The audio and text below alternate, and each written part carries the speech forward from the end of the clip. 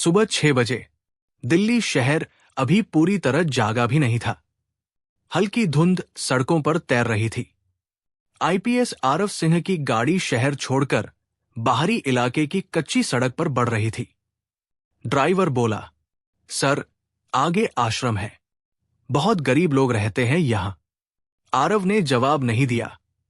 उसकी नजर बार बार फाइल पर जा रही थी। नाम सीमा। दिल की धड़कन अनजाने डर से तेज हो रही थी। आश्रम का पहला दृश्य। जैसे ही गाड़ी रुकी, आरव उतरकर कुछ कदम आगे बढ़ा और अचानक ठिठक गया। टूटी दीवारें, गीली मिट्टी, छोटे छोटे बच्चे बिना चप्पल के, एक बूढ़ी औरत चूल्हे पर खिचड़ी बना रही थी।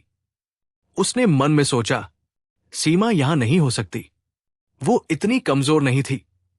लेकिन उसी वक्त उसने एक आवाज सुनी, बेटा धीरे, गिर जाओगे। उस आवाज ने उसकी सांस रोक दी। ये वही आवाज थी जिसे वो 3 साल से भूलना चाहता था। और फिर वो धीरे धीरे मुड़ा।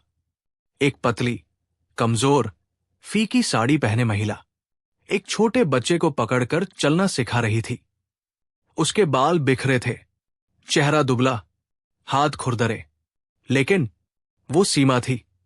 आरव की आंखें फैल गई।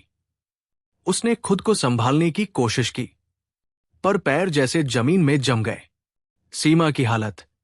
सीमा ने बच्चे को गोद में उठाया, उसके माथे को चूमा और मुस्कुराई, लेकिन वो मुस्कान वैसी नहीं थी जो कभी उसके लिए हुआ करती थी। वो दर्द छुपाने वाली मुस्कान थी। आरव के अंदर कुछ टूटने लगा। मैंने इसे यहां पहुंचा दिया। पहली नजर, एक बच्चा दौड़ते हुए आया। सीमा दीदी, दवाई खत्म हो गई। सीमा बोली, आज अस्पताल जाऊंगी, ले आऊंगी। वो मुड़ी और उसकी नजर आरव पर पड़ी। दोनों की आंखें मिली। समय रुक गया। ना हवा चली, ना आवाज हुई। 3 साल एक पल में सामने खड़े थे। सीमा की प्रतिक्रिया, ना गुस्सा, ना हैरानी, ना सवाल, बस शांति। उसने धीरे से कहा, नमस्ते। आरव के होंठ कांपे। सीमा, लेकिन शब्द बाहर नहीं आए। आरव की हालत। वो सैकड़ों अपराधियों से नहीं डरा था, गोलियों के बीच खड़ा रहा था, लेकिन आज उसकी नजरें उठ नहीं रही थी।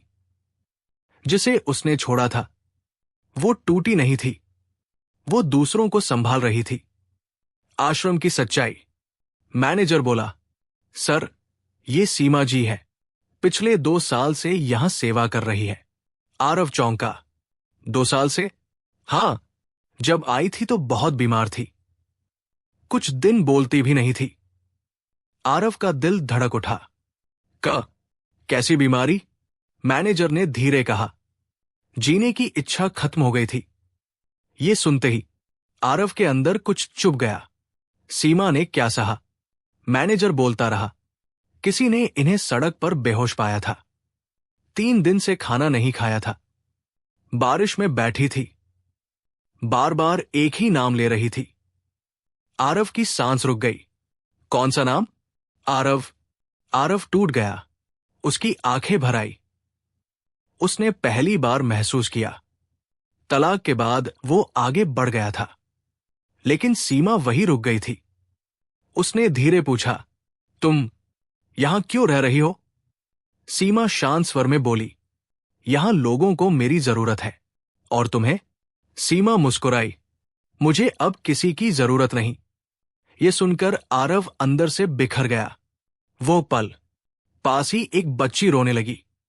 सीमा तुरंत दौड़ी, उसे गोद में उठाया, लोरी गाने लगी, वही लोरी जो कभी वो उसके लिए गुनगुनाती थी।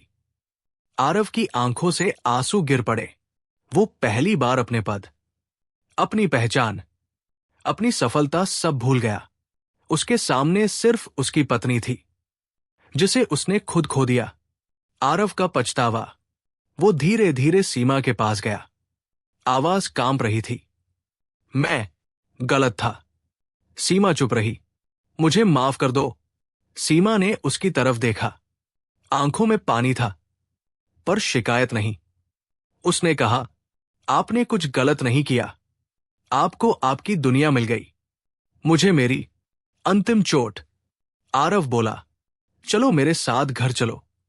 सीमा ने सिर हिला दिया। मेरा घर यही है।